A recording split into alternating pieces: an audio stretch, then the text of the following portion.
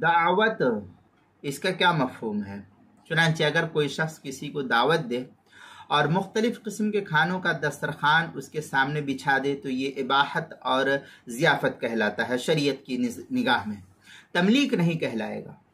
इसलिए कि दावत और ज़ियाफ़त में सिर्फ इस बात की इजाज़त होती है कि जितना चाहे खुद इंसान खा सके तो खा ले, जितना चाहे वो खाए, तनावुल फरमा ले। मेहमान को इसमें तसर्रुफ का इख्तियार शरई एतबार से नहीं होता है। जिसको चाहे दस्तरखान से खाना उठाकर किसी को हदिया कर दे या किसी को दे दे या कहे कि आप ले जाओ, इसकी इजाज़त नहीं होती है। या खुद उठाकर ले जाए, ये भी उसके लिए जायज़ नहीं है, तमलीक नहीं है। और इबाहत से बिल इज्मा ज़कात अदा नहीं होती है, यही शरअन फ़ुक़हा ने नक़ल किया है।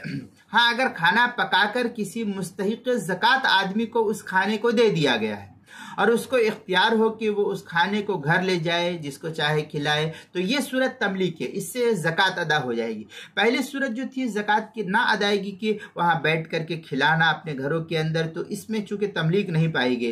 और दूसरी सूरत में ज़कात की अदायगी का हुक्म इसलिए है कि उसमें उसको मालिक बना करके दे दिया गया है, अब वो अपनी मर्ज़ी से जहाँ चाहे खाए पिए या जो कुछ करे वो उसको इख्तियार हासिल है, इसलिए दूसरी सूरत में ज़कात अदा हो जाएगी, पहली सूरत में ज़कात अदा नहीं होगी। चुनांचे इस सिलसिले में जो फतवा शामी में है, फलो उतइम मिस्कीनन व बिज़्ज़काति ला युजज़ीही इल्ला इज़ा दफ़अ इलैहिल मतऊम, इस तरीके की इबारत जो है फतवा शामी जिल्द नंबर 2 सफ़ा नंबर 257 किताबुज़ ज़का जो HM सईद कराची पाकिस्तान का छपा हुआ नुस्खा उसके अंदर। इसी तरीके से अल बहरुर राइक़ जिल्द नंबर 2 सफ़ा नंबर 201 किताबुज़ ज़कात जो HM सईद कराची पाकिस्तान का छपा हुआ नुस्खा उसके अंदर। ज़कात के मसाइल का इंसाइक्लोपीडिया उसके हरूफ तहजीद दाल, उन्वान है दावत, सफ़ा नंबर 159 पर इसको नकल किया गया है।